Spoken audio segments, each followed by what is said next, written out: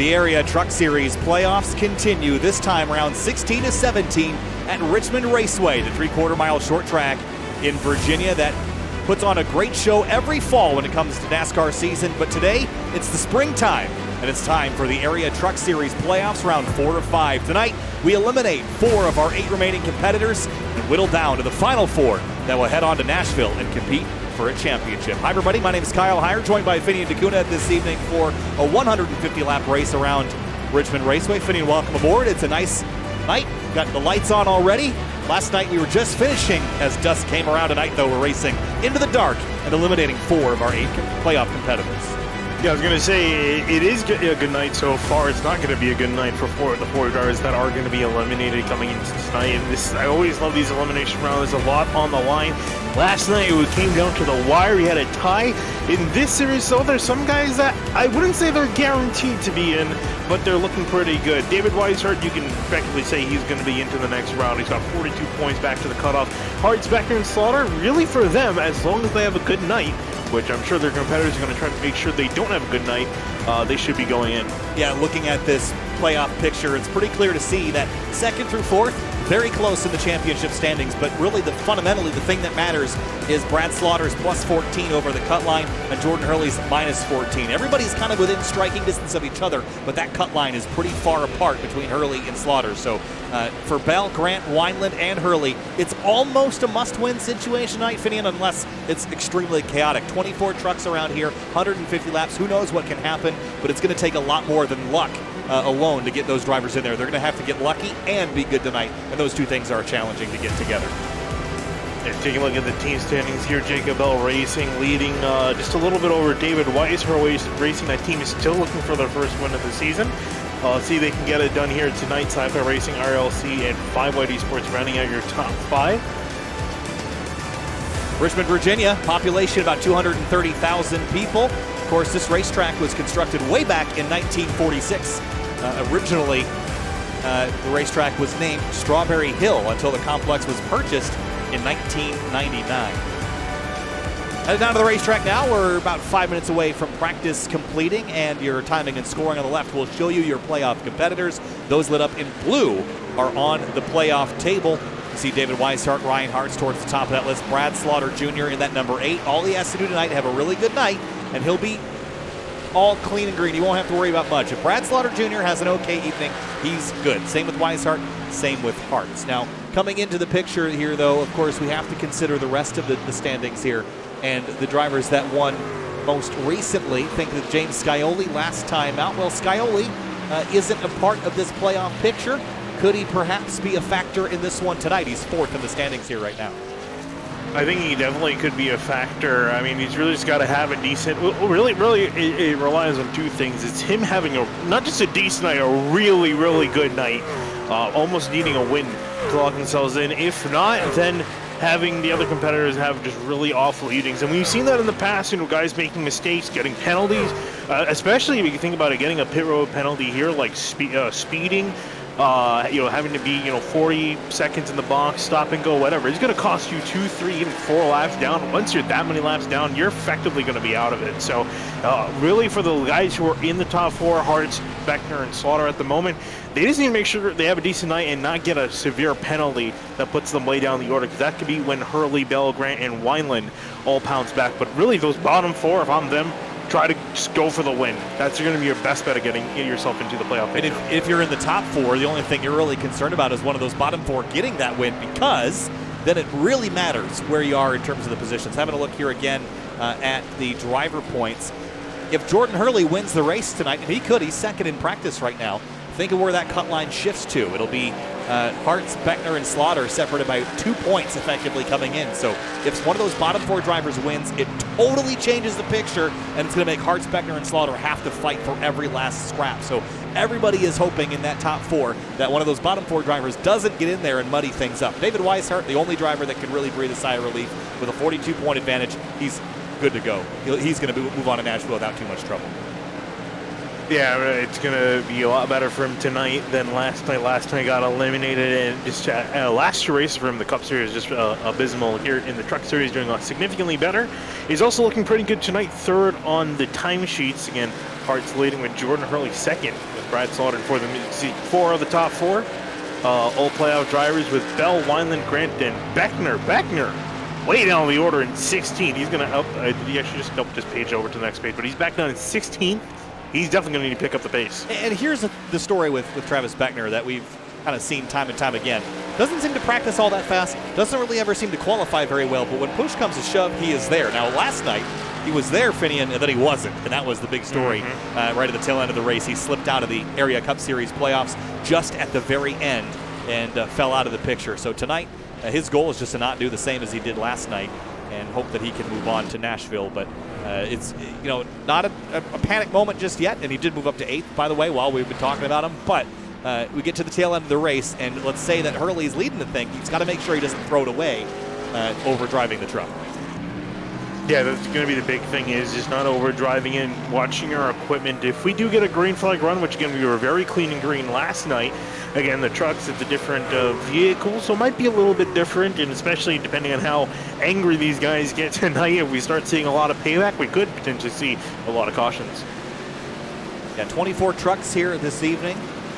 And of the playoff competitors, it was Beckner that was the lowest driver on the grid, but now it's Garrett Grant in the 46. Now, when you look at drivers that have to win, Garrett Grant, of course, going back to the points, is one of those drivers that really effectively needs a win to move on.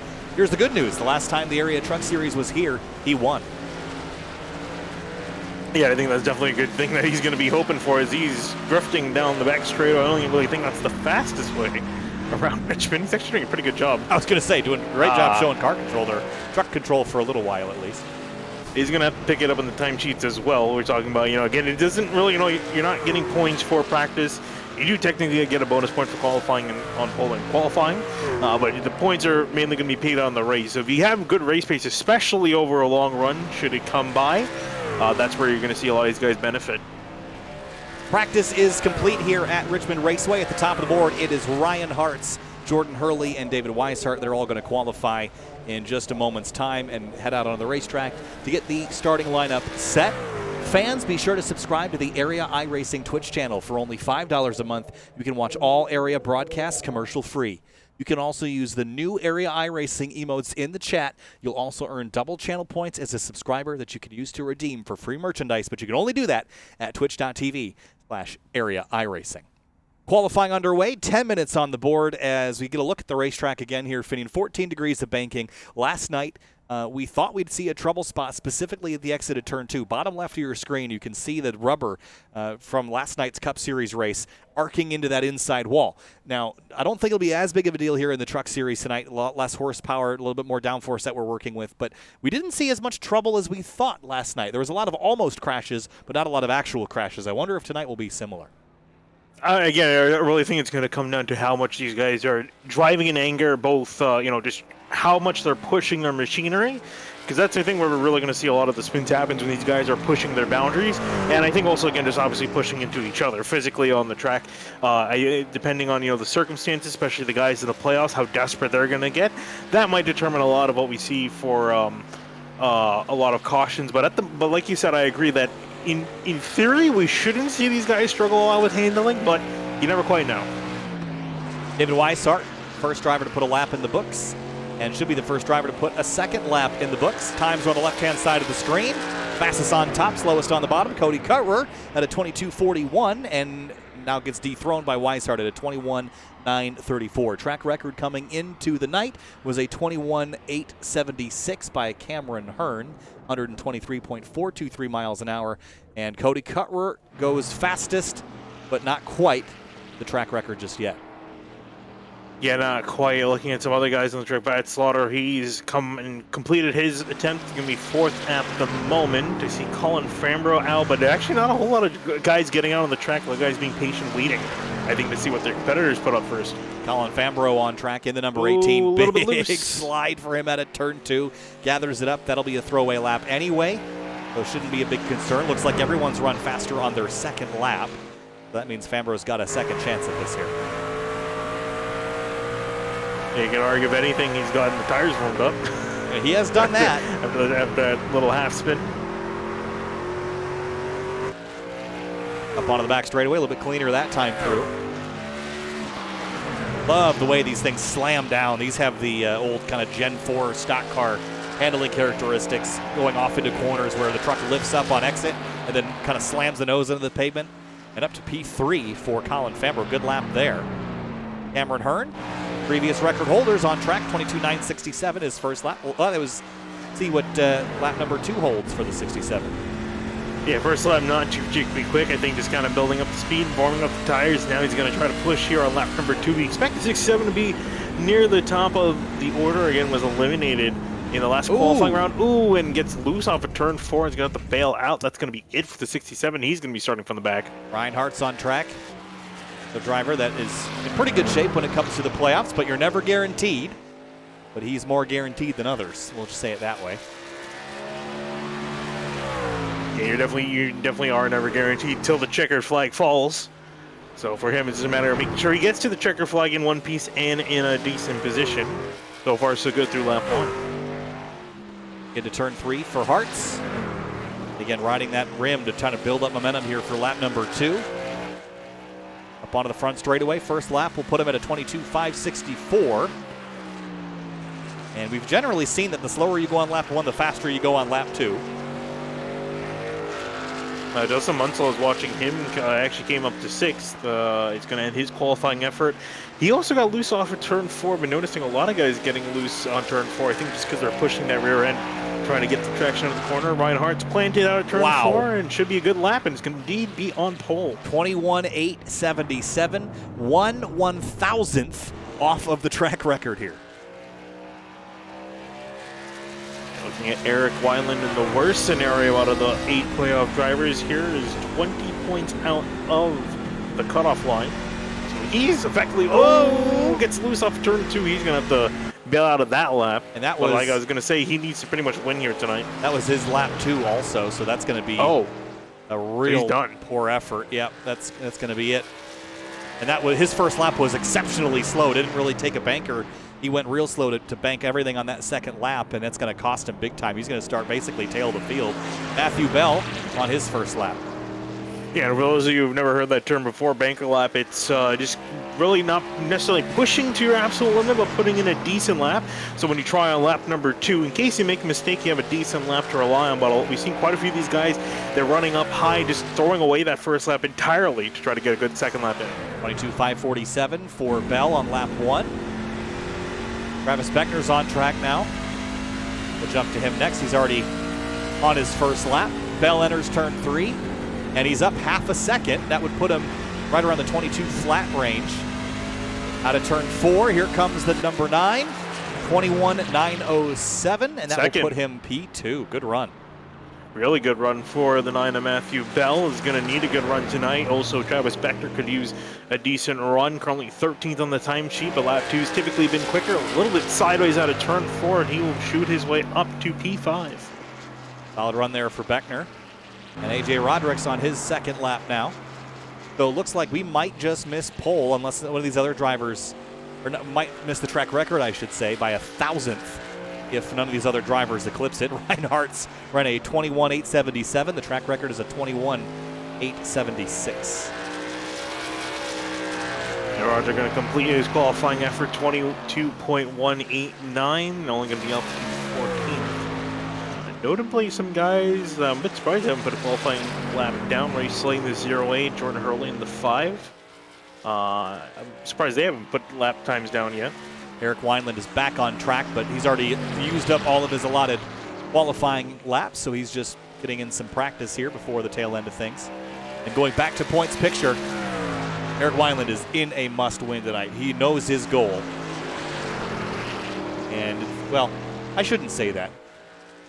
This is, everyone in the top 4 and in the bottom 4 is so close that any one of these drivers having a particularly bad night or the one in the bottom 4 having a particularly good night could totally change how wild it is up at the top. The only gap that's big is between Weishart and Hartz and Slaughter and Hurley. So if that Slaughter and Hurley gap closes up from anybody having a misfortune or Hurley, Bell, Grant, or Wineland being up in front, it massively shifts the cut line scenario. Yeah, again, that's what the guys in the bottom 4 are really hoping on, is that one of the guys in the top 3, other than Weishart, top four, other than Weishart, has a abysmal night early on, gets wrecked out, has a major issue, major penalty, something to throw them way down the order. That's going to be their main opportunity to come back because we look at Rafe Slate out on the track. Yeah, good looking truck here on the 08 tonight. Rolls up out of turn number 4. This will be his second lap. And this time through a 22.033. Pretty solid lap, puts him 8th. And Jordan Hurley on track. And he, based on his practice speed, could be the biggest threat to everybody in the top 4. I was going to say he's definitely going to be the one out there looking for a win just to secure his spot. If not, he has the chance of just trying to get home a really solid night. Again, it depends where his other competitors finish. Currently lap 1 up to 18th at the moment. Obviously waiting on lap number 2, though he's got to perform here, make sure he doesn't make a mistake here. And well, had a discontinuity there. Hopefully that won't affect his lap. And across the line. Don't think it will count. Yep, so it did. 21.9 up to 6, so good effort for the 5. It got lucky. Yeah, I was going to say, typically it won't count your laps if you have a moment like that. But so qualifying still active. There is still time for someone to get out there and run about 1 lap. That's going to be true for the next 20 seconds, and then it's game over. Yeah, it looks like no one's out there in a particular rush to get on the track. So it looks like Jacob Bell, Carter Krug, Matthew Cochran, Tommy Ryan, and Jeff Ryan will all elect to not put a lap time down. Interesting choice there. The only Ford in the field is Eric Wineland in a lonely 20th. He's actually going to be not as far back as I thought because there are 4 non-qualifiers, as you mentioned. For Wineland, that was a big issue there to not be able to get a clean qualifying lap in. That means he will start way down the order and have some work to do. He'll have to pass almost every truck on the night to be able to win, like is almost necessary to get the job done. And I think that's why we could see some extra aggression tonight, Finian, because last night you could race your way in. Tonight, I don't really think that's much of an option for those in the bottom 4. They're going to have to bank on going out and winning this race, and that might make them a little bit nose happy here in the early moments just to try to get their way forward. Because with a relatively small truck field tonight, 24, we could see a lot of green flag running, and that will limit your opportunities to advance. Yeah, and I think we're definitely going to see stuff from like the Jordan Hurley, the best of the bottom 4. Actually, sorry, not the best. Matthew Bell is currently in the best position in 2nd place, and Jordan Hurley not too far behind in 6th. So I think between those two, we could see it get really heated because both of those two guys are in a really solid opportunity to fight for the win. Guys like Wineland and Garrett Grant, they got a little bit more ways to go. So we await the kickoff of our 16th race of 17 in the Area Truck Series season. Again, I'm Kyle Heyer, joined by Finian DeCuna. We're going to roll through our Roasted Gems Coffee starting lineup here in just a moment. But before we get into that, fans, be sure to visit Roasted Gems Coffee for some of the finest coffee from all over the world. Use discount code AREA iRacing for 10% off your order at roastedgems.com. All right, Finian, on the night, who you got winning this thing? I think I'm going to put my money squarely in the Hart's camp. Came off a win last night. I think he's riding a wave of emotional highs. I think that 3 truck goes to victory lane and solidifies his way into Nashville. You and picking the pole sitter last 2 nights. It didn't work for me Monday, I will say that.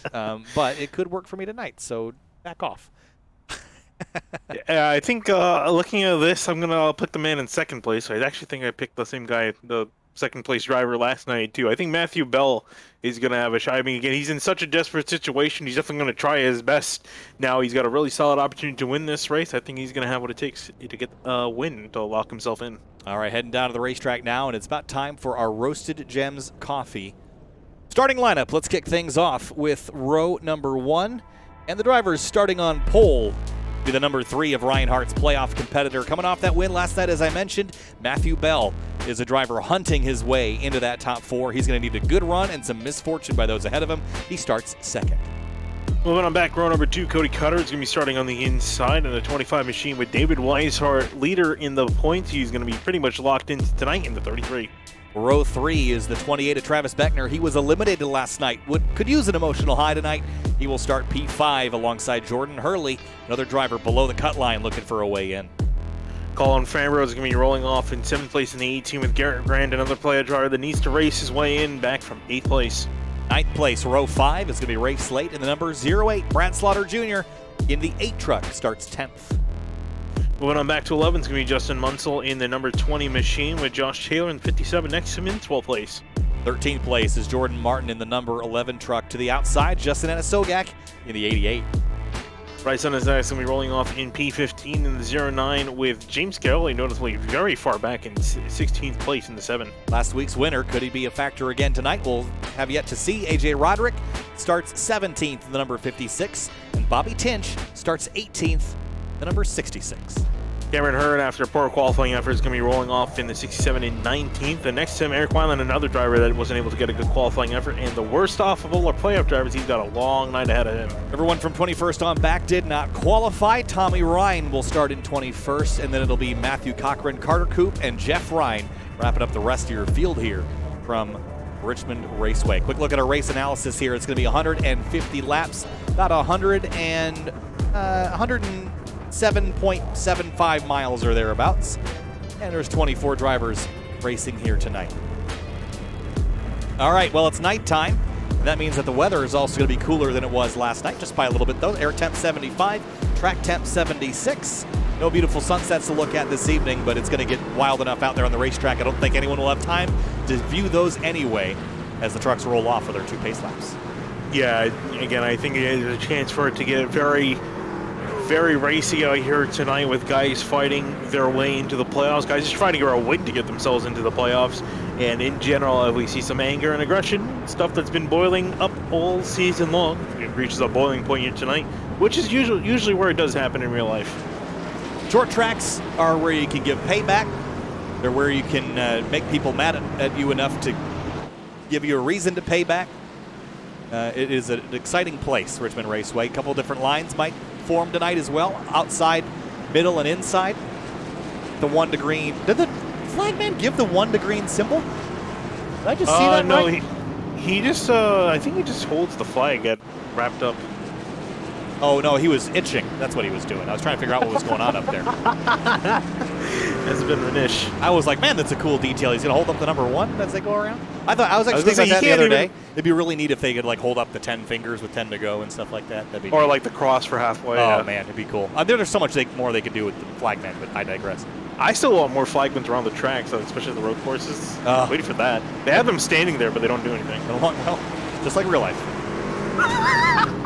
All right, I kid. Time to go racing for the Area Truck Series playoffs from Richmond Raceway. The field stacked up, paired up, 12 rows deep. Green flag flies, and we're racing at Richmond.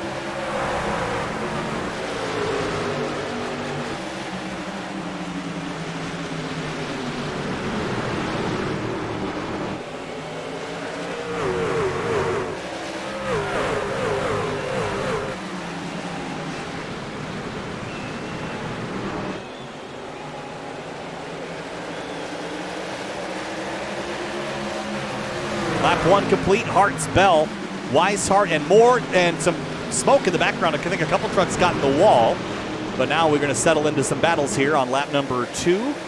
Here's the 25 of Cody Cartmer on the inside of Garrett Grant. Last time we were here, Garrett Grant was the winner at Richmond in the trucks.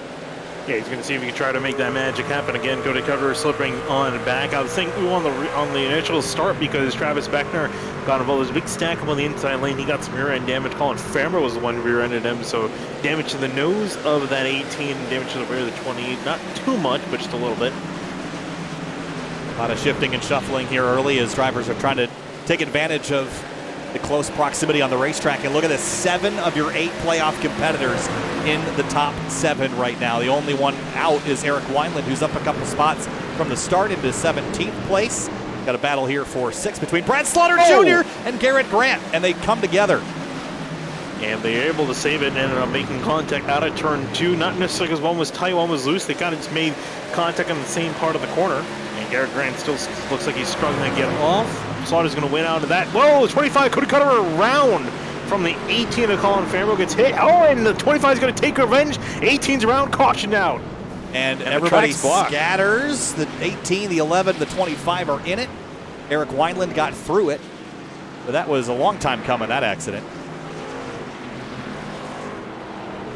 Let's have a look how this all kind of kicked off. Taking a look at our SimRat market replay here, heading off into turn one. A bump from the 18 and the 25 corrects, and I don't want to say that he. I think you can say I what we're don't all want to thinking. say. Yeah, I was going to say I don't want to necessarily blame him, but he took some probably could have avoided liberties that. straightening the wheel out, I think, and I guess fair play to him. I mean, he got drilled in the rear end, but right here kind of slides up, gets the 18, tags him, and then the 11 of Jordan Martin has nowhere to go. There's another accident in the background, by the way. We'll have to check in on that. Bryce Senesac involved. So James Scaglioli clipping the 25. See Cameron Hearn drifting to a stop. Yeah, so here's the other incident. Let's go back and there was a stack up on the entry to the corner that was completely separate. 09 gets into the back of the 88. That gets in the back of the 57. Wineland missed that by an inch. Oh, got hit by Cameron Hearn. He was the driver that sent him back up onto the racetrack. Wow, that was close. Woo. And then he had to dodge this one, too. Yeah, did a good job just slowing down, making his way around, as well as a lot of the other drivers just slowing down, making their way around the lane that was available. But quite a few drivers with some contact. So with that said, Eric Wineland is now scored in 11th. There are a couple of trucks took the liberty to go down to pit lane. Matthew Cochran, Scaglioli, then some of the drivers that were involved in the accident, Scaglioli included, Martin Senesac, Anna Sogak, Tommy Ryan, Cody Cutler. Cameron Hearn went 2 laps and left. Carter Koop did not start this race. Yeah, Cameron, I think, decided to retire after he took a decent lick to Bryce Senesac on the nose, and I think figured, yeah, there's no point continue on after that. Call it a night. Colin Fambra's also going to be looking worse for where he's in the pits getting repairs. It's like the officials thought the same thing we did. EOL to the 25. This was one of those scenarios where he didn't start the wreck, but he finished it. And that's what's going to stand there as far as the caution goes. Let's have a look at the 28. You mentioned there was an incident on the start. Don't see a lot of damage on that 28. He didn't come to pit lane either, so he should be in okay shape. Don't really see much here either, so he should be all right in a short track. I don't think it's a big deal. You can see the rear bumper pushed in just the slightest bit, but I don't think the front end damage is going to be much of a big deal. I think you should be okay. The little crease to the rear. I mean, if there's any part of this car you want to get damaged, it's to the rear. That's where the air is going to reach elastic, and the spoiler is pretty important, but not too terribly important, especially on a short track like here. So you can afford to get away with quite a bit of damage there. If you can get hit in such a way that it pushes the spoiler up, that actually might be an advantage here tonight. But not one I think you're searching to get. But this is going to tighten up the playoff field a little bit as we bring this back up. Let's show you again. All 8 of your playoff competitors on the, well, no, I lied. Who's missing? Nope, they're all there. All 8 with Rafe, Slate, Munsell, and Taylor kind of splicing into the mixture there. 1 to green on the pace truck. That means next time by, we're going back green. And Hartz chooses the outside lane. Finian, thoughts on that? Yeah, interesting choice. I think he's figuring he can get a better launch up there, and then by the time he gets that launch, he can beat the 9 down to turn 1. I feel like that's a stop. We'll see how it happens. Usually, we've seen it doesn't matter quite a whole lot, but see what it has in store.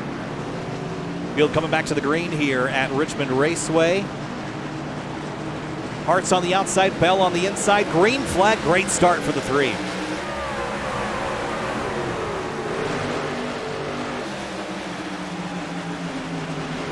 Yeah, and as expected, will come down clear ahead of the leaders. Now it's Matthew Bell and Jordan Hurley racing side by side for second. Hurley gets a great run out of the corner and will clear the 9. And the 8 around the outside of Brad Slaughter Jr. Remember, he almost was nose first into the concrete, dodged that bullet, now moves up inside the top 5. And here he's going to look back to the now Weiser going to look back to the inside of Brad Slaughter. Travis Beckner trying to follow in tow. We'll see Weiser can clear out the corner. That run off on the exit on the outside is pretty good. Not as strong as we saw last night with the Cup cars, and you can see Slaughter trying to lose ground. Weiser through, and here comes Beckner. Beckner to the inside, and Rafe Slate watching.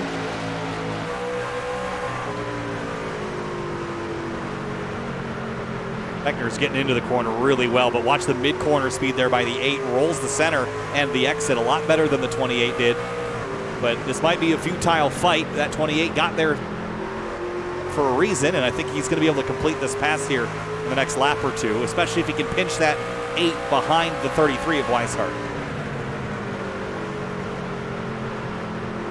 And Becker is still stuck on that inside line. Ray Slate thinking about poking his nose. One of the few guys kind of mixed along with the playoff drivers, trying to find his way on through. Tell you what, that 8th truck's hanging station pretty tough on the outside there. Justin Munsell in the background got a nestled 46 of Garrett Grant up out of the way. This is a battle for 8th. Beckner just cleared Brad Slaughter Jr. up the road.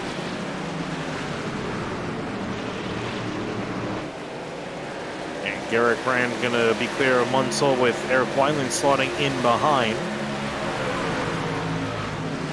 First few spots, pretty single file at the moment.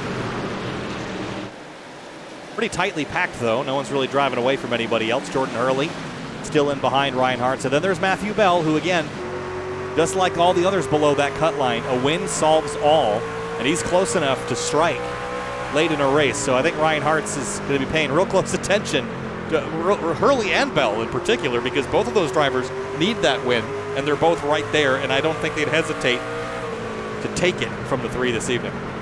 Oh, absolutely not. I think, they're looking at it, obviously, with him pretty decent on the points. I think they'll not really necessarily wreck the 3. Definitely move him out of the way, though, with not a whole lot of love loss. But again, remember the playoff scenario is Hartz is good without one of those drivers winning. If they were to put themselves in a winning scenario, all of a sudden it matters a lot where Hartz is in comparison to the 28 and the other drivers up in the mix there, that Brad Slaughter. So it's really going to be interesting if the 9 or the 5 gets to the lead, and how desperate that will make the drivers that were above that cut line coming in. They thought they were safe, but they're only safe if one of those top 4 wins. That's a big dive by Matthew Bell, but couldn't get overlap. Yeah, I'm sure again between these two is going to be a whole lot of action, a whole lot, not a love loss. I think they're going to potentially, I would be surprised if we see these guys getting into each other more as the night goes on, because they know that both of them are racing for that locked off playoff spot, because they're on the outside looking in.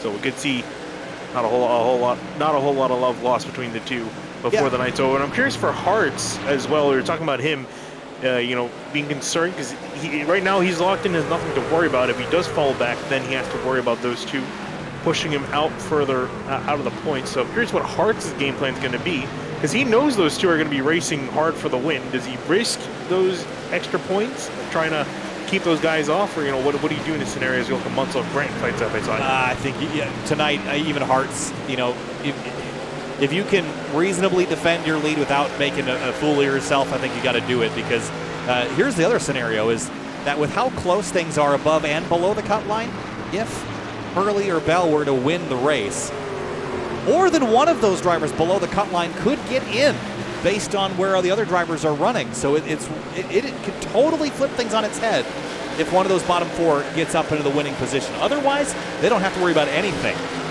really, when it comes down to it. So I think Hartz's biggest goal is to keep any one of those 4 from being in a winning position. Right now, the only thing he can do is lead. So if it requires being defensive, you're going to do that. I just don't think you're going to put yourself in a position to get crashed, because then you can't control it. Big slide, the 11 in the background is out of control. And more trouble. Oh, Martin in the wall hard. And he got help from the 18 of Fambro. And here's a look at this. He gets hit from behind. And then the 18 up the racetrack gets into him. Interesting. 18's been at the forefront of a lot of incidents tonight already. Particularly good. You can argue whether or not he's the cause of it or not.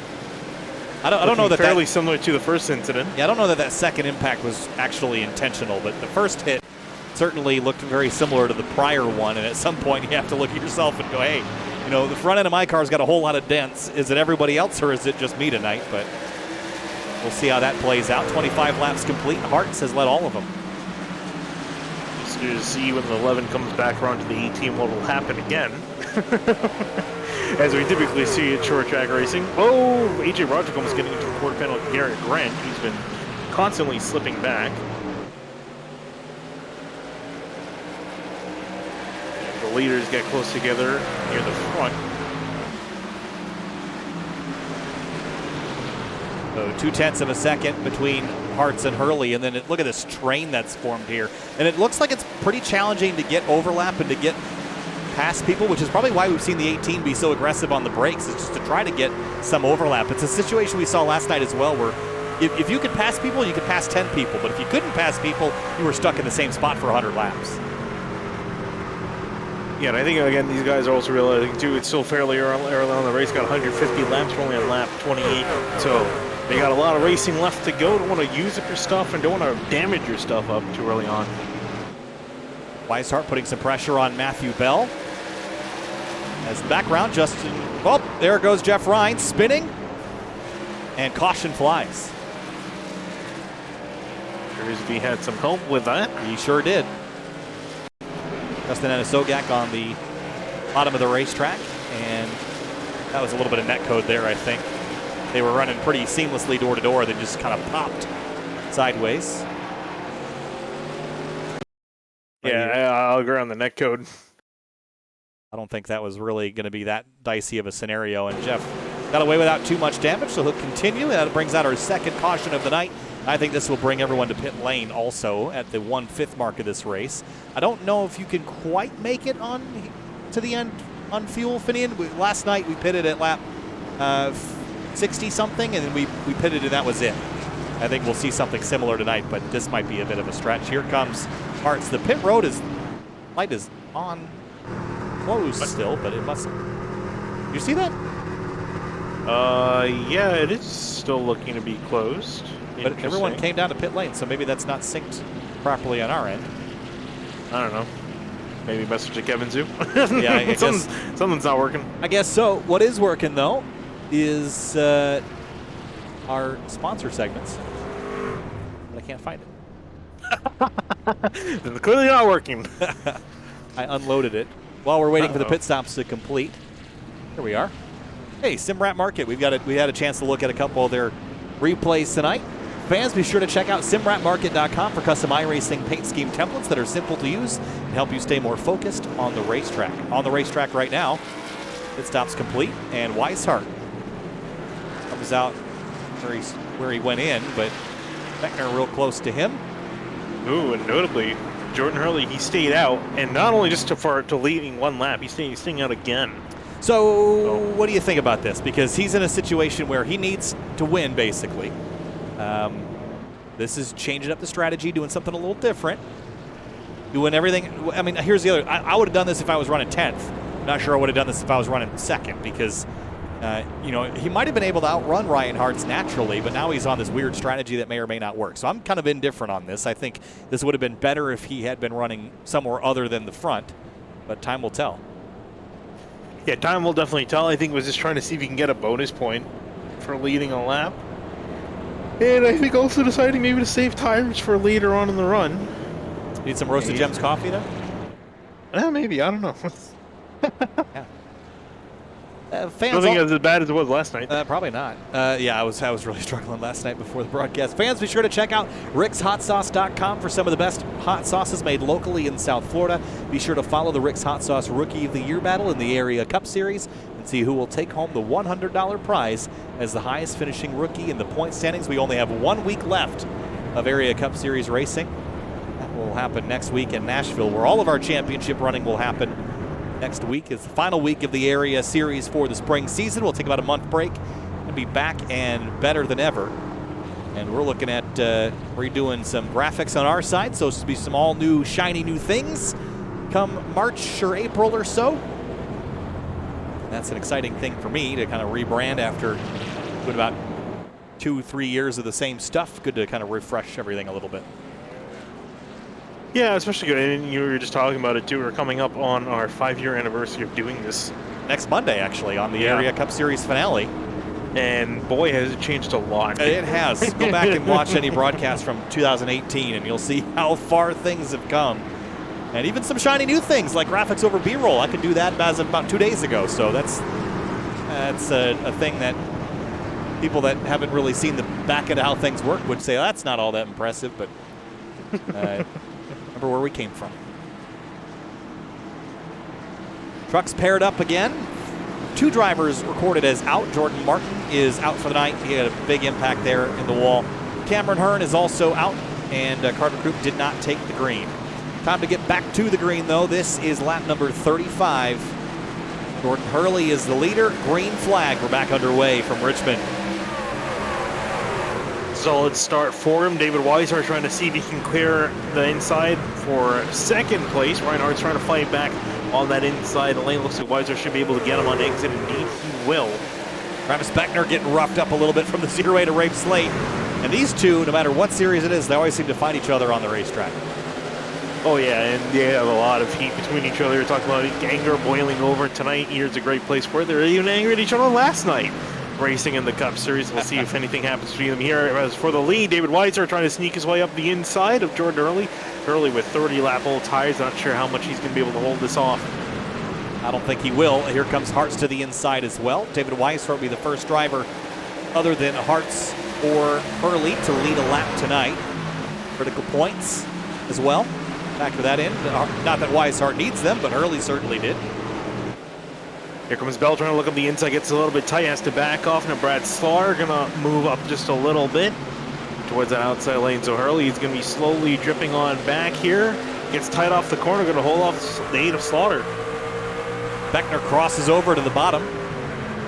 Will drive up underneath the 8 and underneath the 5, who's gonna get in the way of Brad Slaughter Jr. That's gonna create some tension, I think. Oh, absolutely here. Hurley just trying to hold off whatever he can. Brad Slaughter going to charge the corner, almost doors the 5. Just going to stay off of him. Eric Wineland came up from 20th up to 9th. And is finally kind of in a spot where he can start passing people. He's going to drop to the inside of the 5, pick up a spot here, and be right essentially on the tailpipes of his biggest competitors once he gets by Scioli. Also, if you'd like to follow along at home with live timing and scoring, go to simtvbroadcasting.com, and then you can navigate to the timing screen section and watch live timing and scoring on an alternate browser tab. There's also a link in the description. There is a link that's been there for years and it didn't do anything until recently, so now it does. AJ Roderick moving by the 5 as well.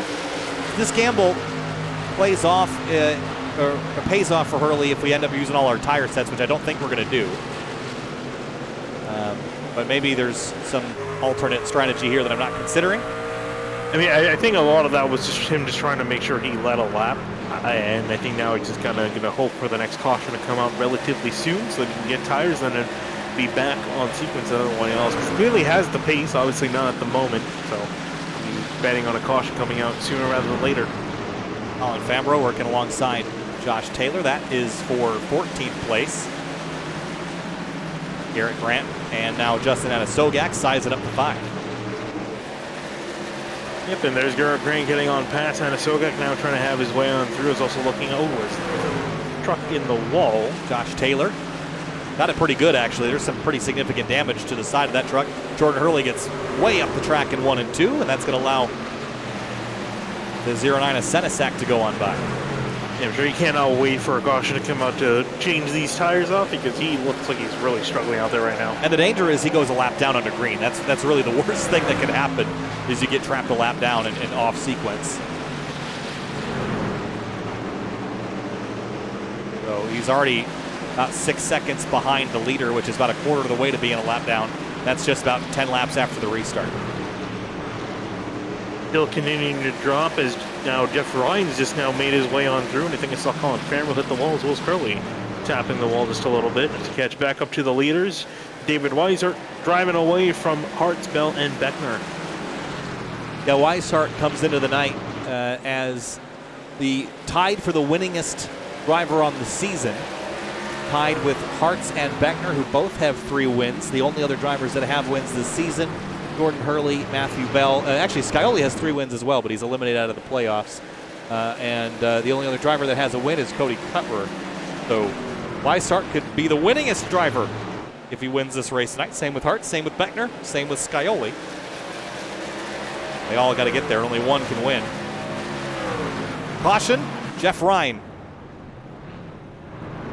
And it's not gone well for the 37 so far. Ooh, Whoa, and had some help. Oh, man. Oh, and gets hit by his brother. Oh, boy, that was not ideal. And there's a lot of damage to that 99 truck. He came in there with a head of steam long after. Let's go back and see what contributed to this.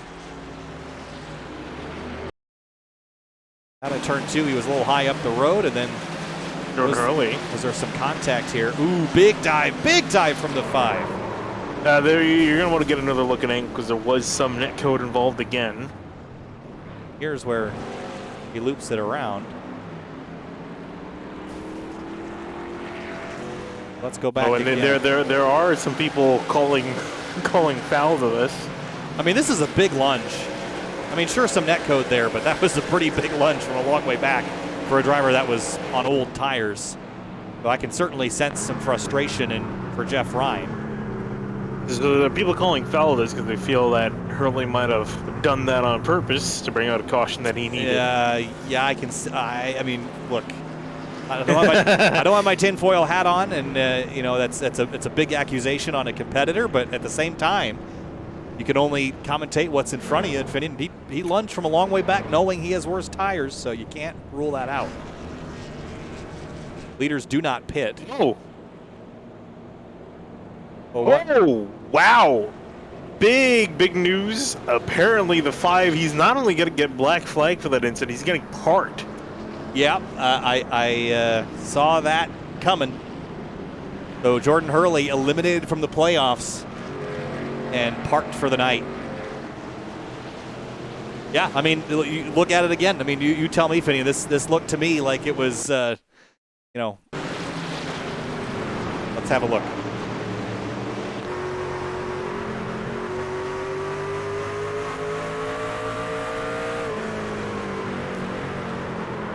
It's kind of weird because it's within the realm of giving him the benefit of the doubt of him just trying to, you know, he's trying to make up positions. Just obviously, I would say, you know, he's definitely the cause for it.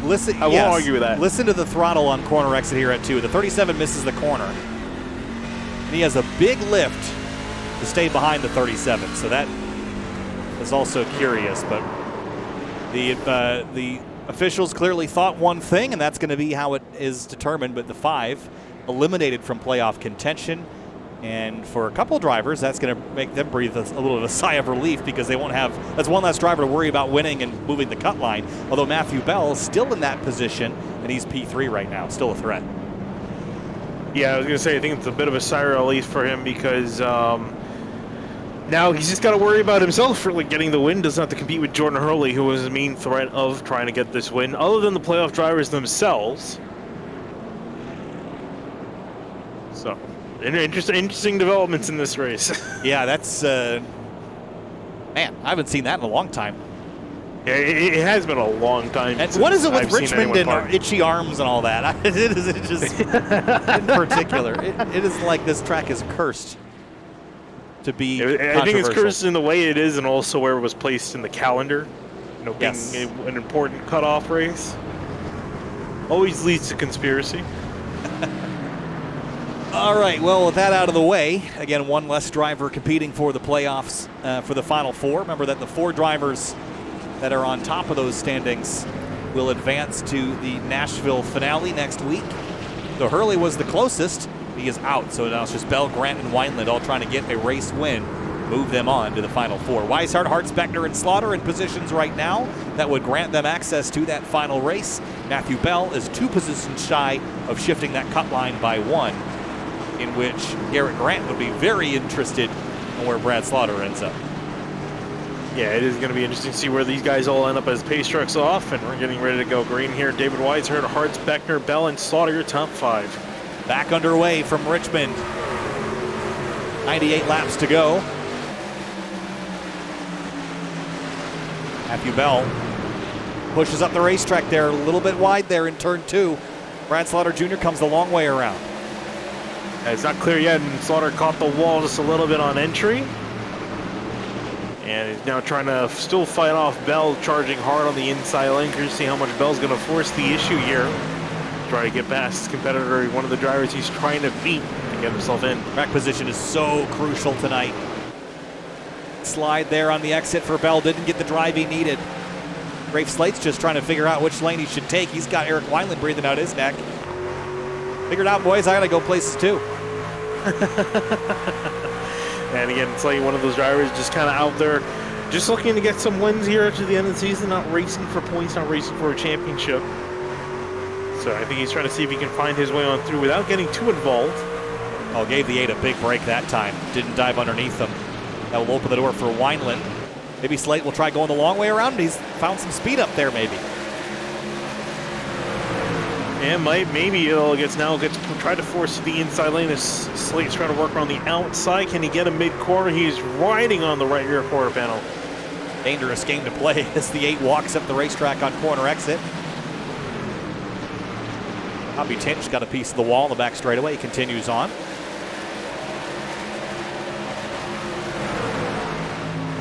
There's a lot of drivers interested to see if this outside lane is viable. And Rafe is making it look like it's almost there. He's able to pull up about halfway up the truck, and then it kind of stalls out. But look at this lunge into 3. That's a good line for the 08. Now he pulls even and even ahead of the 8 for a bit. And it's just really a matter of getting that drive off the corner, the drive that he needs off the corner. He's not quite able to get there. He's inching more and more, though, every single time, and especially looking good here through 1 and 2.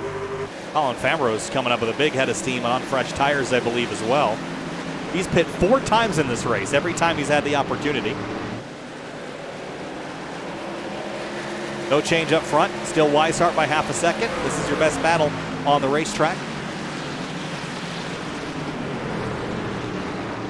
It's like he might get him this time. Slaughter had a check up in the middle of the corner, lost some speed. It's like gonna edge just a little bit ahead on the back straightaway, still side by side in 3 and 4. It's like he gets a great run on the back stretch, but the front stretch, that time was a little bit better. He lunges into the corners. He's able to carry more speed on entry. And he's able to corner really well, but the drive here, right there, you see that 8 get up off the corner exceptionally well.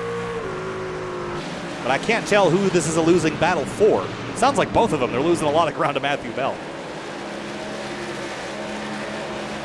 Yeah, they definitely are losing a lot of times battling side by side like this as he slowly inches further and further away, but neither driver wants to yield at the moment. Slaughter is saying, stop interfering with the playoff battle. Whoa, as Matthew Bell is really loose off 2, is halfway down the back straightaway.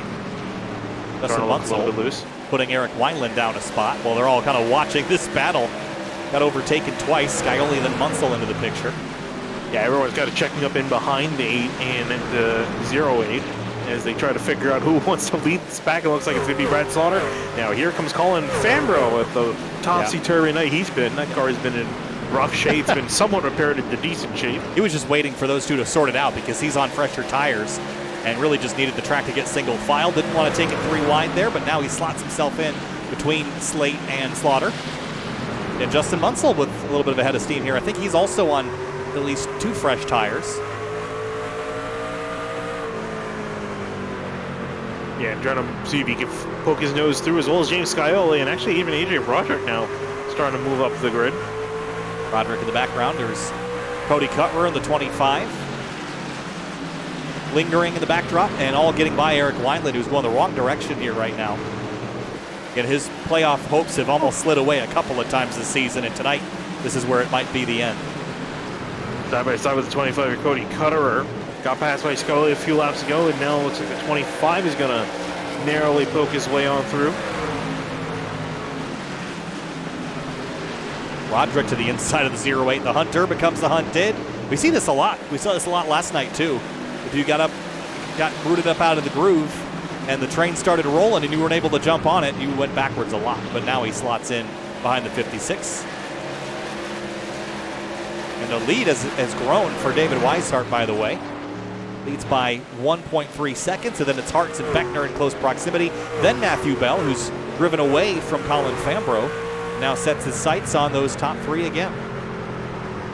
Yeah, he's been kind of, for the most part, he's been pretty much staying on par with those two, catching them a little by little each lap. As Cody Cutter and James Scioli are now duking it out side by side. And Scioli, as soon as he appeared in the top 10, he's now leaving it.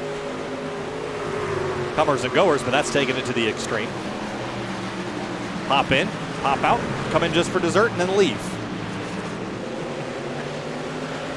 So looks like he's going to find his place in behind the 25. Cody Cutter looks like a driver potentially on the move, as well as AJ Roderick and Justin Munsell as they're catching up quickly to Colin Fambrough. I think a lot of those things those drivers have in common is they're all on pit lane a lot more recently than the majority of the field.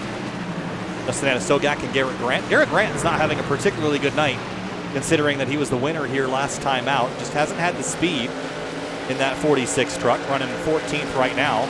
Started 8th and has just dropped from the start.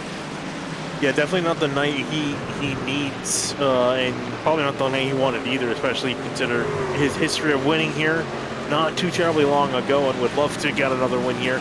Oh, going to tap the back of Anna Sogak and send him off in the corner, and you see Josh Taylor almost wipe out on the inside. Josh did a great job. He actually saved the 46. He was in there deep, and when the 46 checked up, he was able to slow his momentum as well. James Scioli watching Cutrer and Rafe Slate battle. They're going to get together at the exit of turn 2. Little lateral slide from the 25 5-wide sports truck. Big lunge into 3. They're going to make contact again. Oh, more contact. More contact on exit. Going to send Slate up to the top side near the wall. And James Scioli is going to sneak his way on by. And Eric Wineland also is going to try to sneak his way on by. And used up there a little bit was Rafe Slate. He'll log that one in the mental memory book. He dove off into 3 so hard. I think he's driving a little hot right now. How can you not be after getting kind of run through? Just the lightest of nudges. I mean, it's short track racing. That'll happen, in the words of Denny Hamlin. But you know, sometimes it'll really set the fuse off if you're having a frustrating night to begin with. It's short track racing, right? That's just short track racing. Matthew Bell under fire from Colin Fambrough. Whereas we approach the halfway point of this race, good run by the 18 to the bottom of the 9. Not what Bell needs, though. He needs to move forward, not back. Yeah, this is not too surprising considering a lot of the guys that came in, took some tires, are starting to make up some decent ground on the leaders. Bell just one of the first drivers to fall prey to this, and Colin Fambrough looks like he's going to narrowly make his way on through. Indeed will. Here comes Justin Munsell now. Munsell trying to capitalize on it. Munsell's had a pretty quiet night. Started 11th, running 6th now. Was thrilled to chat with us last week after Auto Club. And moving his way towards the podium tonight as well, to the inside of the 9, who's dropping quickly. And again, this all comes down to the more recent pit stops, I think, these longer runs. But from here to the end, you're good on fuel, Finian. So when do you commit? We've had a couple of yellows so far. I think 3 to be exact, 3 or 4, 3 cautions. So do you wait on a caution happening, or you just bite the bullet and expect it to go green as we've just now hit halfway? I think these guys may want to go maybe halfway through their run and maybe come in. I would say maybe even go a little bit further than that, because when you pit here, you're going to lose 2 laps. So you're not just going to be able to make up 1 lap, make up all of those laps on the way around. You're going to get one of those back. So it's a big risk to come in early and then have a caution come out, because it can really, really mess you up and put you a lap down. And depending on what time of the race that caution does finally come out, you could be in a bad situation. So I'm curious to see how long these guys are going to wait. I would say cut this fuel stint in half and maybe come in. Yeah, so 74 laps to go. The leaders have run about 45 laps on their tank of fuel and their tires. So you're going to be looking at pit stops in, what, 10, 15 laps? So maybe lap 90 or so? I think 90, 95 might be a decent time to come in. Should give them enough time to try to use those tires. So that's the big thing, too, is giving yourself enough of a window towards the end of the race that you can actually use the fresh tires that you come in for and not wait too long. Josh Taylor and Rafe Slate battling into turn 1. Rafe has really gone backwards after fighting the 8 of Brad Slaughter Jr. up on the outside. Wasn't able to complete that and has since just dropped like a stone back to 14th place.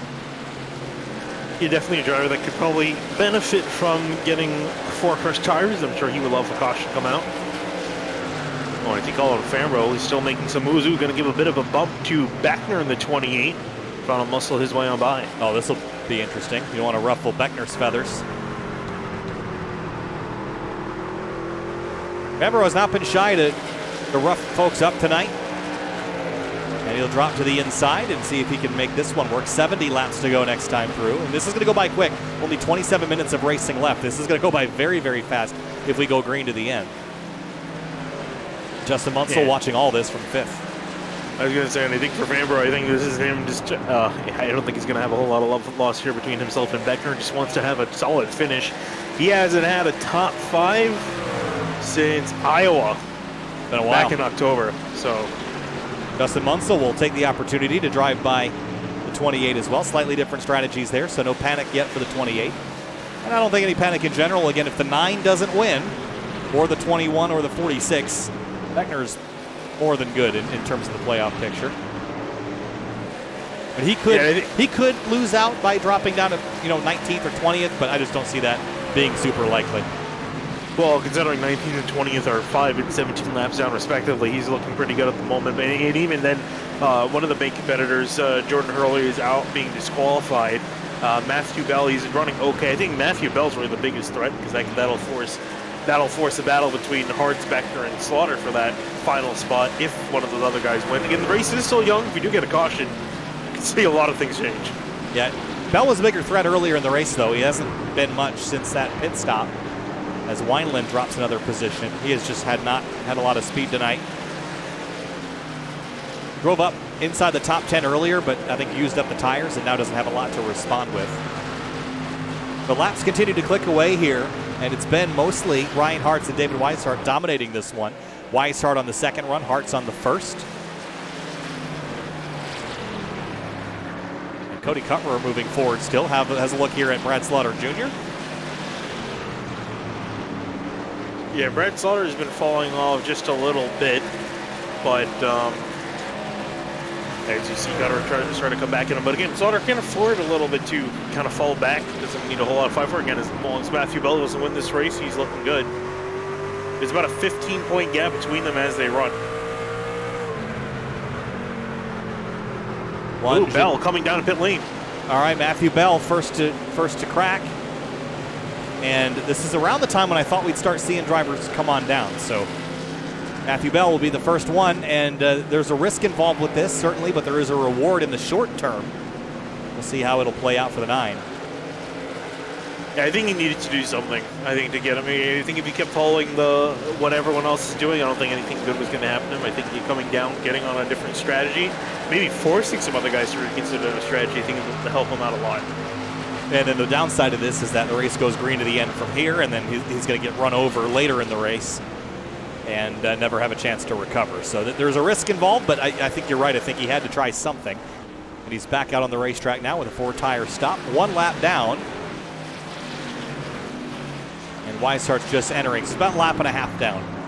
Yeah, the big thing though is that he's at least only 1 lap down. If he was 2 laps down, he would be he would definitely need to make sure he got at least one of those laps back driving through. But 1 lap down, again, if caution comes out, he can just take the waiver and put himself back with everyone else. Well, or if you see what he can do. If you were to get it right now, he'd get the free pass, which would be even better. Yes. So that would put him in contention to be the leader of this race should we get a caution.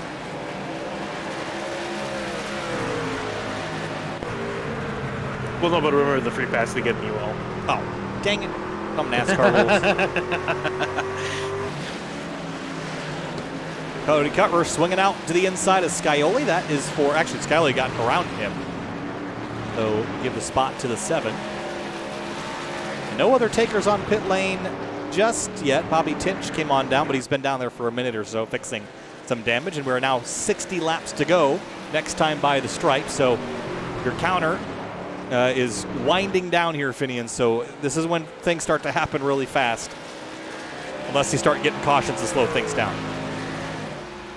Yeah, and again, I'm curious to see what these guys do. If they're going to start to come down pit lane, maybe wait a little bit longer, waiting for that caution to happen. But the more you wait, the more of an opportunity you potentially lose out on by not capitalizing. Especially the guys trying to chase down Weishart. He's got just over a second lead.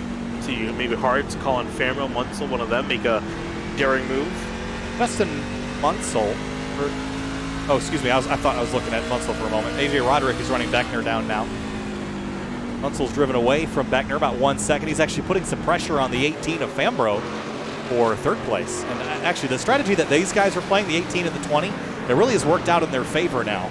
And they can pit with everybody else and essentially keep that track position that they gained on the tire game. Or they can wait a little longer than the rest of the field and have a little extra tire for the end of the race as well. But neither of those drivers are playoff competitors and won't really have an impact on the playoff picture.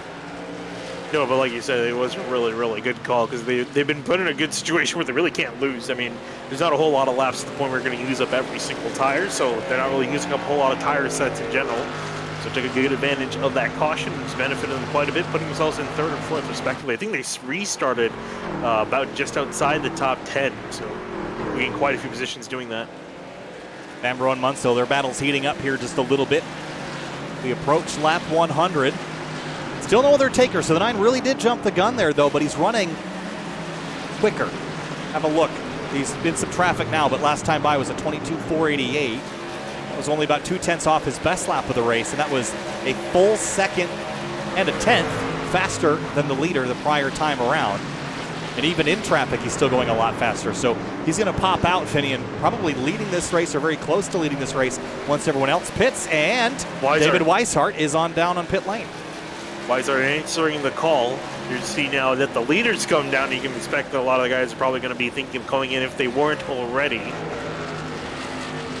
I think this is going to set off really the rest of the group here. Ryan Hart's off onto turn number 3, and have a look here at Hart's stint. 65 laps, and this is basically that halfway point, as you mentioned. 65 laps on the tank, 65 laps to go. No other takers that time around, though Jeff Ryan did come down, but he's 7 laps down. There's Munsell past Fambro here. This is for second.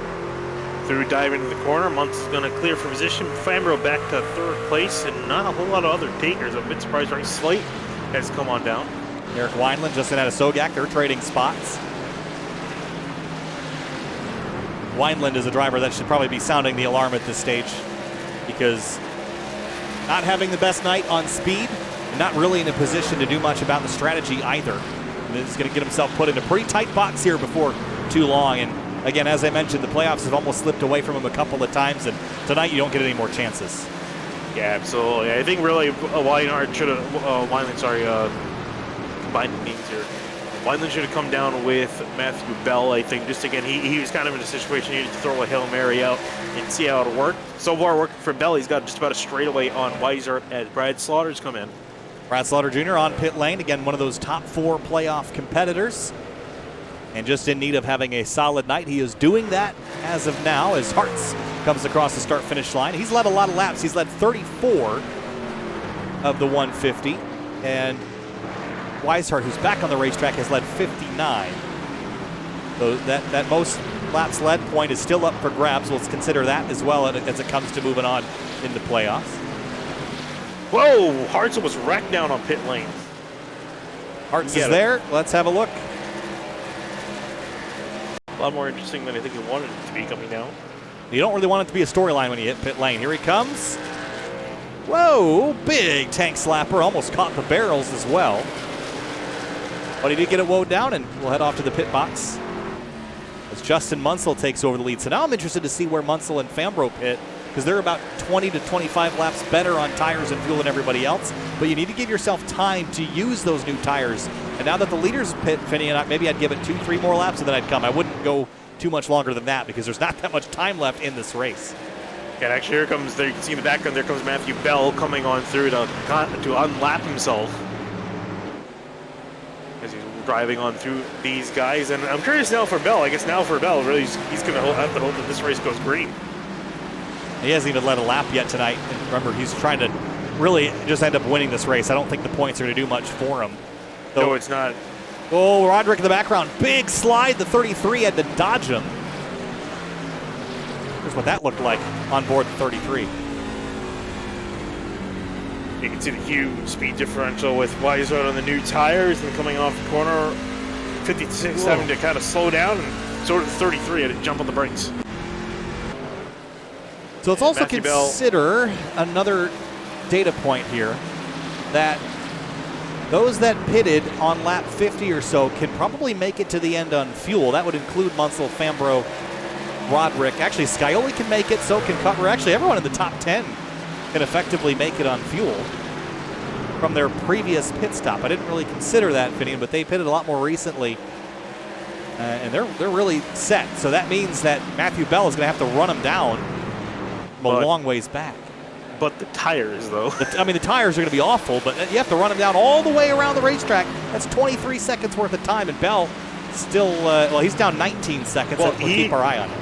He's catching them at almost a second a lap, so he's catching them at a pretty significant rate. Again, his pace is going to slow down too, but the leaders, their tires are going to be next to a shot by the time they come to the end of the race, because a lot of them, they only took, I don't even think some of them even took tires, actually. Looking at Munsell and Roderick, they only had 4 or 5 seconds in the box respectively, so they definitely didn't take tires. Colin Farrell, it looks like he got full service. Weishart, by the way, half a second behind Matthew Bell, so that's going to be the battle for what would cycle to be the lead otherwise.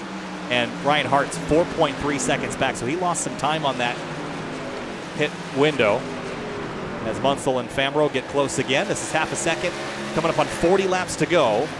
And the 9, 18.6 seconds back. So Finian, that tire difference is going to degrade as we get closer to the end, but it's still a full lap. That's a lot of time to make up in any case. And he's got the 33 breathing down his neck. So he's going to have to hope for a yellow at some point, because he's going to get passed by this 33, and then the wind goes out the window. Now, you see how hard he's going to fight for it here. Here comes Weishart looking to the inside, battle for 10th place at the and Weishart's just going to clean his way on through. There's Bryce Senizak in the 09, a lap down on fresh tires, not working his way on through. So Bell did not put up much of a fight, not as much as I would have thought he would. No, and again, he's going to require a caution towards the end of this race, because he's just not going to have the tire to compete with anybody else. A little bit of drama's back here. Oh, the 08 and the 25, they're coming together. That was really dicey. That might be your caution right there between those two. Not sure why. The aggression, because they're not even racing at the same point on the track. Rafe Slate's a lap down at 15. Cody Cutter's in 6th on the lead lap. Well, what was going on there then? He almost like Rafe was going to drive through him on the back straightaway. Gave him a huge shot. Wonder if there was more to that. I don't think so. Rafe came from a long way. Oh, right here. The 21 gets into the 25. And then Rafe's coming, and the 25 kind of throws a little bit of a block on him, maybe. And Rafe just expresses his displeasure with a firm kick to the buttocks off into turn 3.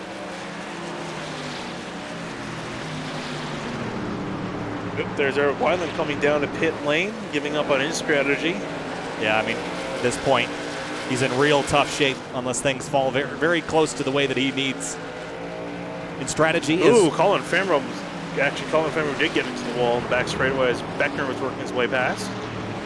Got some damage on the front, the rear, the quarter panels, the side. He's had that thing dinged in all over the place tonight. Looks like a short track. It sure does. Take that to the dirt race without replacing a single panel on it. And Beckner is still a lap down to Justin Munsell, but not for long. There he goes, back up ahead and unlaps himself, as David Weishart is now just 14 seconds behind Justin Munsell. We have about 35 laps to go. Should be enough time to catch up to him. Yeah, again, I just can't imagine these guys. We could potentially see a flat. I feel like we could potentially see a flat from the guys near the front, because it doesn't look like they've been saving this run at all. They've been just kind of running it out.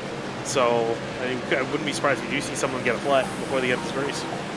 You're watching the Area Truck Series here at Richmond Raceway, round 16 of 17 in the season. This is the penultimate round of the season where we decide our top 4 playoff contenders for Nashville next week. That's what's coming up on the calendar. Fans, be sure to check out areiRacing.shop for merchandise to represent your favorite driver. Shop from our selection of t-shirts, sweatshirts, hoodies, stickers, and more. Use code SWAN for 10% off your order at checkout. Sunset earlier in the night. It is lights on, and away we go, as Crofty would say, Finian, but 35 laps remain. We're almost to the conclusion of this race. It's been pretty interesting tonight. Some strategy, some drama, a little bit of everything, but we're winding things down. The final 15 minutes or so of action. A little bit of 3 wide there with the 9 and the 4, but the driver that's chasing everything is David Weishart. He's trying to get his 4th win on the season, and he needs to run down Justin Munsell from 12 seconds back. He's getting back into some top 10 traffic and picking him up, laying him down, Finian. Yeah, I was going to say, it's not really any competition. He's got almost 50 lap fresher tires than the guys that he's catching at the moment. So he is catching them at a pretty quick rate now. The gap is under 12 seconds to the leaders here with over 30 laps to go. Curious to see what they're going to do, if they are going to do anything. And how about guys like James Scioli? He's out there 87 laps on this set of tires. It's been a long time that he's been ripping those Goodyears around. You have to wonder. I mean, it's cool track temperatures. You have to wonder about the wear. They don't even know what the wear is going to be, basically, tonight with running that long on the set of tires. I guess he'll know a little bit from the first run, but you have to extrapolate a long way. And could that bring out a caution? Someone blowing a tire? I have not seen that in the service in a long time. But we certainly could get that. I think definitely could, especially with what these guys are pushing. I don't know when Scioli is planning on coming in. I would hope relatively soon. Dustin Munsell, though, with 30 laps to go, should be set on fuel. Same with Fambro, well, but Weishart continues to track him down. He's now just down to 10 seconds back. The gap per lap has dwindled to about 0.6 of a second, but that's still enough for Weishart to run him down. At that rate, though, but the tires are going to continue to wear on the 33. They probably reached a plateau on the 20 and the 18, so who knows how much slower they're going to get, but I don't think by much. Yeah, again, it really depends on how, when the tires get more and more worn out, is it going to start getting them significantly slower, or as you mentioned, they kind of reached that plateau, and it's not going to get a whole lot slower until it blows. But the question is it going to blow, and when is it going to blow? AJ Roderick putting some pressure on James Scioli in that 7. And in terms of the playoff picture, there is nobody in position to knock anybody out of the top 4. The top 4 are pretty well set at this stage. And you think back to Jordan Hurley and that caution where he was ejected from the race, you have to wonder how the race would look different now if that didn't happen. Because if the 5 had done a different strategy, we might have a very different race on our hands right now. Oh, absolutely, especially considering the pace he had, but unfortunately threw that away with trying to play the system, trying to game the system, and the admin said no siree. Not going to have a Michael Waltrip racing scenario. They didn't take very long to decide that either. Yeah, they didn't take very long. There wasn't a lot of investigation. They were just like, yep, that was pretty obvious to us. And away he went. 8 seconds is all the gap wide. He's just absolutely crushing the lap times now. 0.6 a lap faster than Munsell. Munsell at a 23.6. Weishart at a 23.2. That was 0.4 quicker. 25 laps to go this time through. Yeah, it looks like it almost seems like Colin Fambro is chasing the 20 back down a little bit. Kind of hard to tell. He's maintained the distance just about a second or so. Looks like he might be chasing down. I'm sure for him, if you're going to try to push now, if you're going to try to push at any time, definitely going to want to start pushing now. But doesn't even have enough tire to push.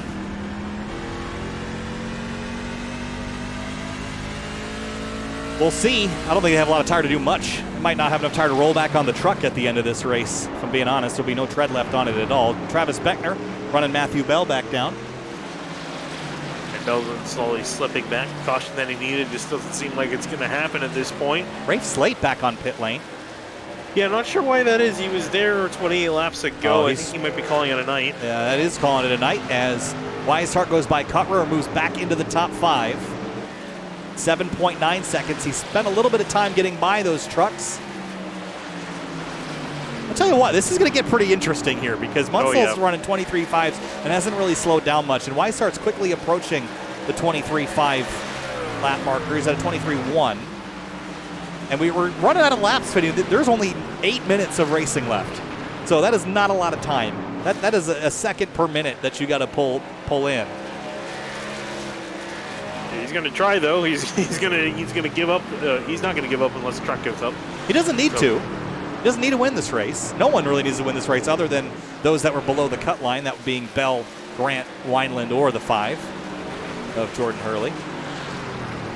Travis Beckner, pretty good shape. He was one of those drivers that was just really hoping that there wasn't any drama from one of those lower 4 drivers winning tonight, and that doesn't appear to be a realistic possibility at this stage. He just passed the one that was closest to the front. Yeah, and it was funny, and so like he yelled on the radio, he was surprised Beckner caught him again. He's like, "You again?" As he went on by. 20 laps to go from Richmond. Gap is 7 seconds now. 7 minutes for 7 seconds. Funny how that works. That means that he'll have to make up 1 second in 1 minute, which is about 3 laps around here. Yeah, it's the thing is though for Weiser that his times are really falling off. He's now running 23.3. Look at this. Here comes Hartz. He's going to go by him.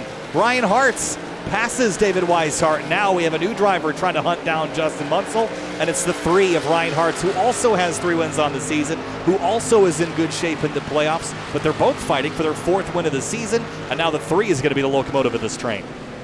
Yeah, Weiser is going to dry it off here and see if he can now try to, now he's gone past Weiser. Can he catch up to the guys in front? Now about 6.5 seconds here as the laps start to wind down. He's really going to have to start picking up the pace, or hope that the guys in front start to drop off the pace. We haven't had a caution in a long time either. The last time a caution flew, it was 9:37 on the East Coast. It is now 10:08, so it's been about a half hour since we've seen the yellow flag fly. Could we get another one of those to really mix things up here at the end? Could be, never say never, especially as the laps start to wind down. We have guys on really old tires, tire blows, or they get just run into by some guy on fresher tires. You can see a caution come out, a late race caution, that can change up everything. I'm still amazed that James Kelly, it's been 103 laps since he's come down to pit lane, longest of anyone out there. I thought he would have come down by now, but I guess I would think he's got enough to make it. Looking out of turn this long. Looking out of turn 2. Here comes your leader, right here. And now your closest runner on fresher tires is Ryan Hartz here. That's how big the gap is. It's effectively a quarter of a lap or so, and Hartz is stuck in behind AJ Roderick here. James Scioli hits pit lane. There he is, finally. I was going to say, look, I really didn't think he was able to make it, but I was a little surprised he stayed out this long. I think he was just hoping for caution. 5 seconds is the difference between Hartz and Munsell, and he has 15 laps to get there.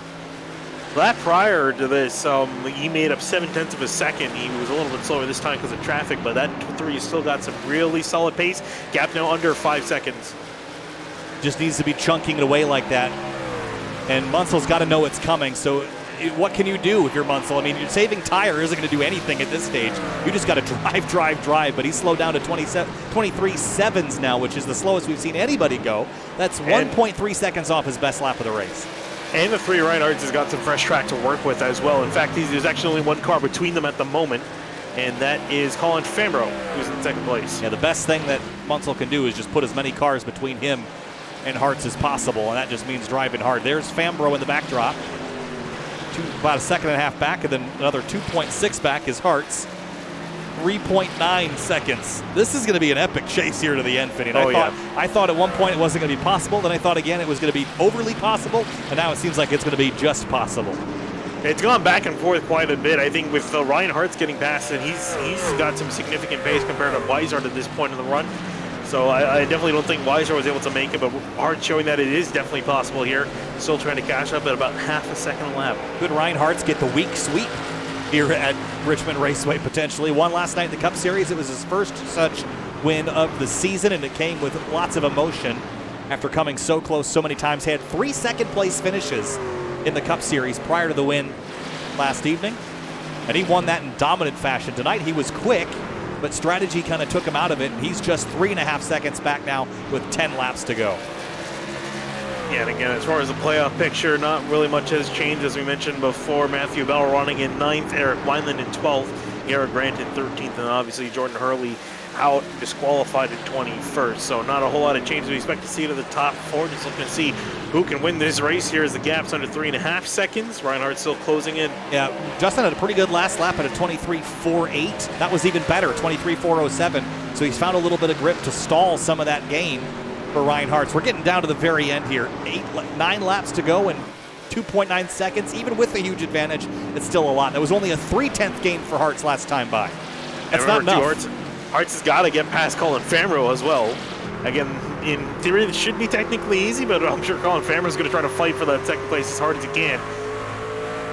What an interesting way to end this race. I did not think it was going to come down to this. Justin Munsell on the season. Where even is Justin Munsell on the season? Down in 30th. Oof. And his best finish. Oh, I thought we talked to him at Auto Club. It must have been it was in the Xfinity Series, Lodge Box, that we talked to him. His best finish was 8th twice, once at New Hampshire, once at Gateway. This would be a big deal for Justin Munsell. Here comes Hartz to the back of the 18, and he has to dispatch him very, very quickly. It should be here. Got a great run out of turn 2. He's going to throw it to the inside in 3. Fambro's going to have really nothing to work with on the outside lane. So Hart's now filing up to 2nd place. Gap is 2.8 seconds here with just about 6 laps to go. Well, he only gained a 10th last time by, so the time is running out. Could Justin Munsell steal a win in the Truck Series? His average finish this season? 19.7. Cody Carter and Matthew Bell having a pretty fierce fight back here for 7th. Yeah, Cody Cutter is really loose on the top side. Was trying to power out of turn 2 to get around Matthew Bell. Bell still trying to hold on to 7th place. And Munsell praying for no caution at this stage. Needs this race to go green. He'll have a shot. Cutler, good run out of turn 2 behind the 9, but not enough to hang on to the spot. Roderick and Beckner side by side. 2.1 is the gap now, 2.0. Hartz was only 0.2 quicker. Yeah, he's really starting to fall off here. Munsell is putting in some good laps because he's also caught some clean air and no real traffic ahead of him at the moment here. 3 laps to go for Justin Munsell. This would be the upset of the season, to sneak out from pitting at lap 50 in a 150 lap race and drive away with it. Make no mistake, he is getting run down, but the tires have equalized on this long of a run. And Hartz is going to be left with little to no recourse here. 1.8 seconds, 2 laps to go for Justin Munsell. He's got to just have to hope for no caution here and just hope he doesn't get a flat by any chance here in the later part of the race. He's done a great job. I think I actually just heard him clutch into turn 1 as well. He can actually afford to save a little bit here. Justin Munsell comes out at turn number 4. He's going to see the flag he's been waiting all season to see while leading a race. White flag, 1 lap to go. And now it doesn't matter. It's going to finish under green. He doesn't have to worry about that. Just going to make sure he makes it to the end here. He's got no traffic ahead of him. No one pursuing him from behind. 1.5 seconds back to Hartz. Well, it might be nighttime here in Richmond, Virginia, but for Justin Munsell, the Californian is going to be dreaming. Checkered flag, Justin Munsell hangs on and wins at Richmond Raceway for the Area Truck Series. Ryan Hartz second, Fambro, Weishart, AJ Roderick, and Beckner battle to the line, or they're battling to the line. And Beckner will come up a 10th short of Roderick for 5th. And unfortunately for Matthew Bell, he's going to be disappointed. 7th place here after starting in P2. And he's definitely going to be eliminated from that performance, as well as Eric Wineland finishing back in 12th, Garrett Grant in 13th. So the top 4 will not change. We'll show you your playoff competitors, but after a celebration for Justin Munsell. Best finish of 8th. How are you going to best it? With a win at Richmond. That was well-played strategy, and he drove great there at the end. He was starting to fall off there at the end, and he got back into the groove, started running faster, and here he is in victory lane. Went 100 laps on the dot since he pit. We talked about him pitting on lap 50, went all the way to lap 150, managed his tires, managed his fuel in order to get that done. It probably feels like a million laps on the tires, probably feels like $1 million in the pocket right now for Justin Munsell. Let's have a look at your race results. Top of the board, the 20 of Justin Munsell. Ryan Hartz in the 3. Colin Fambro, David Weishart, and AJ Roderick, your top 5. Then Beckner, Bell, Cutler, Slaughter Jr., and Josh Taylor. Great run there by Josh Taylor as well. But big news there, of course, Matthew Bell unable to capitalize on the opportunity there tonight. Was not able to move on to the finals. But great effort, though. He gave it all he had, just needed the strategy to fall a different way. Yeah, and you can see he even beat Brad Sauter by a few positions, but the thing was that gap between the cutoff drivers, there was a lot to overcome there. Unfortunately, wasn't able to overcome that because Slaughter had a decent night. Not the best of nights, but a decent night in ninth position. And looking on back, 11th on back, you have Eric Wiley, Garrett Grant just a bit shy out of the top 10. Again, they pretty much needed a win coming into tonight. They're going to finish there. James Scioli coming in for a late pit stop. I'm sure Scioli came in a little bit early. He probably could have managed a solid finishing position around P5 or inside the top 10. Cochran, Senizak, Ryan, Slate, Tinch, and Martin rounding out the top 10. You can see that only 16 drivers finished the race. Yeah, that was there was some attrition there towards the end, but a couple of the drivers that got up into the mix, of course, Colin Fambro playing a similar strategy to the number 20. He's with us now in the number 18. Colin, welcome aboard. Tonight was an interesting night. You got some dents and bruises on your truck from a couple different areas, but P3 made the strategy work. Brought it home inside the top 5. Take us through your night.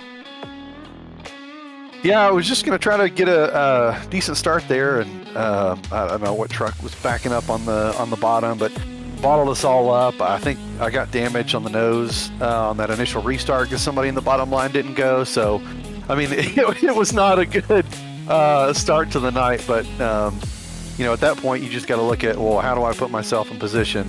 And I'm not out here racing for a championship, so it kind of made sense to pit right there, take tires, and just see how it would turn out. Well, you almost were an upset tonight. Munsell managed to grab it, but going on to Nashville, what's the strategy and goal for next week? Obviously, you got one more opportunity to win a race, not in the playoff picture, but does that change how you race next week at Nashville? I think it'll change how I race the championship for guys. I mean, at least most of them. I mean, they earn the opportunity to race for a championship, and I'm still going to go there to try to win like I do any other week. But yeah, we'll just get there, see what kind of speed we have, and then go from there. Colin Fambro, P3 tonight in the number 18 Chevy. Colin, thanks for chatting. We'll see you at Nashville. Thanks.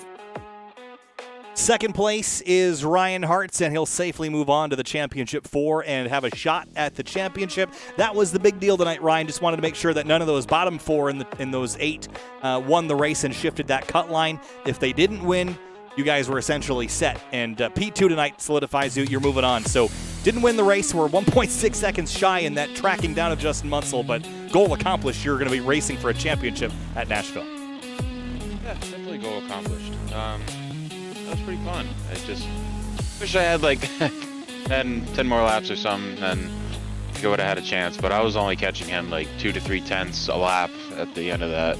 So I don't know. I kind of fell off more than I wanted to, but I'm glad I got a second out of this. Even after the win yesterday, I was wanting to go back to back. But yeah, strong run by this 3 team. Well, it won't quite be a weak sweep, Ryan, but obviously coming off your win last night, kind of riding an emotional high, and just one spot short tonight, but you're going to be running for a championship next week. So tell me about Nashville. How do you feel like you can do there, and do you think you can walk away with a championship trophy? Your performances this season have been as good as, if not better, than everyone else in that group. So how much of a shot do you have next week? Like I said last night, Nashville's not typically my best track, but I've heard that from a lot of people. So last season we actually led, I think, most laps there in the truck series. So it was actually a really, really good run. I know Brad won. That's really what makes me nervous about next week, is that Brad's really good there. And I know this 3 team is going to be on top, and I've done this before. I did it last season. So if we just go into there with good practice and good pace and some confidence, I think either me or Travis have a great shot at the title and bring it home to JBR. Ryan Hart's P2. We'll see you next week, Ryan. Congratulations. Thanks, guys. And for Justin Munsell, he played the strategy to perfection, and this race wouldn't have been 1 lap, 2 laps longer. Ryan Hartz was coming, Justin. Best finish on the season prior to tonight was 8th twice. Tonight you smashed your own record and come out on top. Man, congratulations. Where did you come from? The strategy just played out perfectly in your favor, and you drove the wheels off your Toyota Tundra tonight to get that crumble Tundra in victory lane. Take us through your efforts this evening, and maybe the hair on the back of your neck standing up when you see that 3 closing in. Yeah, for sure. No, it was it couldn't have worked out any better. I mean, obviously, right? Yeah, like you kind of pointed out, 8th place finish, best twice. Like, hasn't been a great season. I mean, I've had speed. I've run up in the top 10, top 5, but it usually ended up on the back of the hauler. So, I mean, getting this this is really nice to kind of turn my season around and, give me some confidence into going into next season if I run trucks or if I run the Lodge Box series. But as far as the strategy goes, we got that caution, and I knew my mark was 100 laps, and that's how long you had on a pit cycle. And I saw nobody else pit, and I was like, well, that's kind of weird. Maybe they're just not paying attention. And for sure, of course, a race goes green, and I just bided my time, saved my tires, knowing I was going to have to do a full fuel run on it, and then just making sure I was good to go on gas. Once I got the word from AJ that Hartz got by him and saw that he was about 4 or 5 seconds away, I was like, well, time to turn on the burners. And luckily, the time difference wasn't enough for him to catch me in enough time. Who knows with another few laps, though, for sure. Well, Justin, congratulations, man. What a drive. P1 tonight. Going to go out a winner this season. Nashville next week, so best of luck to you there. And I can't help but notice pink car winning on Valentine's Day. Maybe a little extra luck there. Yeah, something to it, right? Maybe something to it. Justin, congratulations. We'll see you next week. Thanks, guys. All right, Finian, wrapping things up here from Richmond Raceway. Great battles all night. We had a little bit of drama towards the end there, but it all ended with a feel-good story for Justin Munsell. California kid gets his first one of the season. Great race, and we've got one more this week, Thursday, with the Lodge Box Series. Yeah, it's a great racing year from Richmond with the strategy. You always like to see it get some good strategy calls played out, and especially love to see when you see the two different strategies converge on one another near the end. Some great racing. Unfortunately, wasn't able to see Hartz and Weiser come back all the way to get the lead, but saw them try their best over the course of the run. But as you mentioned, talking about Valentine's Day, heartbreak though for the 4 drivers who are going to be eliminated, which is the 4 drivers we saw coming in. Wineland, Grant, Bell, and Hurley will have to call their championship hopes to an end. This graphic, minus the points numbers, is how it ended tonight. So Weishart, Hartz, Beckner, and Slaughter will move on to battle for the championship at Nashville next week. We'll see you on Thursday for the Area Lodge Box Series. Kyle Heyer, Finney DeCuna bringing you the action. We'll see you tomorrow for DC Region SCCA action from the mountain, Mount Panorama at Bathurst.